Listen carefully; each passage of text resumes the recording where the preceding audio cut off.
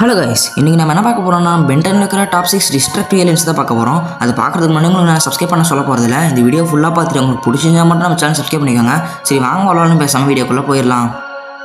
Top 6ல் heat blast தான் இருக்குது. இந்த ஏலியனை பற்றி சொல்லணும்னா உங்களுக்கு நான் ரியாலிட்டி கம்பேர் பண்ணி சொல்கிறேன். அதாவது என்னன்னா, நம்ம ஒரு நெருப்பை யூஸ் பண்ணோம்னா அது அளவாக யூஸ் பண்ண மட்டும் தான் அது நம்மளுக்கு ஹெல்ப்ஃபுல்லாக இருக்கும். கொஞ்சம் அதிகமான அது நம்பருக்கே டேஞ்சர் ஆயிரும்.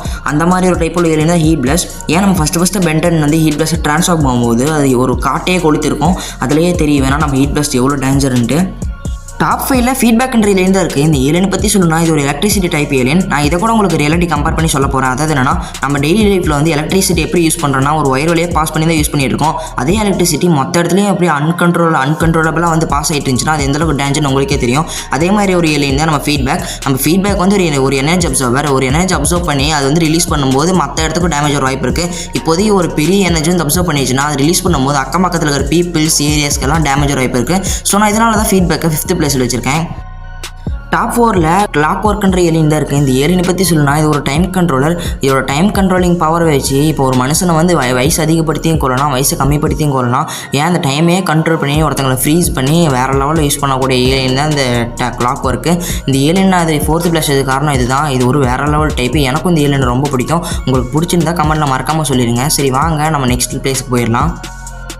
டாப் 3ல் அட்டாமிக்ஸ்ன்ற ஏலியன் தான் இருக்குது. இந்த ஏலியனை பற்றி சொல்லணும்னா இது ஒரு அட்டாமிக் பாம் கிரியேட்டர் மாதிரி தான். அதாவது ரியாலிட்டியில் வந்து எப்படி ஒரு அட்டாமிக் பாம் நம்ம பார்த்துருப்போம், அது எந்தளவுக்கு டேஞ்சரோ அதே மாதிரி இது அதோட அல்ட்ரா லெவல் அட்டாமிக் பாம் உருவாக்கி எனிமீஸ் எல்லாம் அசால்ட்டாக போட்டு தள்ளிடும். இது கண்ட்ரோல் பண்ணுறதுக்கு நம்ம பெண்டர் ரொம்ப கஷ்டப்பட்டுருப்பான். இது ரொம்ப டஃபஸ்ட் ஏலியன் தான்.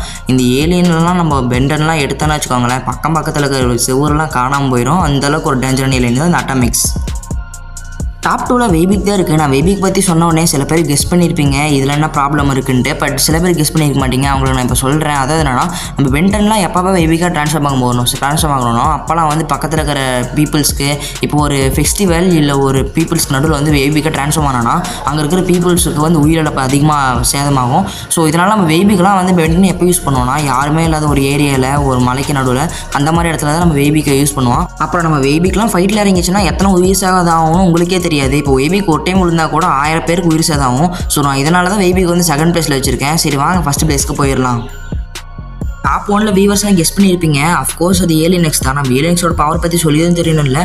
இதுக்கிட்ட மொத்தம் 3 அல்ட்ரா லெவல் பவர் இருக்குது. அதில் ஒரு பவர் யூஸ் பண்ணால் கூட இந்த யூனிவர்ஸ் ஒரு கேலக்ஸியே நாசமாக போயிடும். அந்தளவுக்கு ஒரு கொடூரமான ஏலியன் தான் நம்ம ஏலியன் எக்ஸ். அது நம்ம பெண்டர்னாலே சில டைம் கண்ட்ரோல் பண்ண முடியாத அளவுக்கு தான் இருக்கும். அதனால தான் நான் 1st பிளேஸ் வச்சுருக்கேன். ஏலியன் எக்ஸ் ரொம்ப டேஞ்சர்ன்ட்டு. ஃபஸ்ட்டில் சொன்ன மாதிரி இந்த வீடியோ உங்களுக்கு பிடிச்சிருந்துச்சுன்னா நம்ம சேனலை சப்ஸ்கிரைப் பண்ணிவிட்டு பக்கத்தில் இருக்கிற பெல் ஐக்கானை ஆன்ல வச்சுக்கோங்க. அப்போ தான் நான் போடுற வீடியோஸ்லாம் உங்களுக்கு மறக்காமல் நோட்டிஃபிகேஷன் வரும். So bye guys.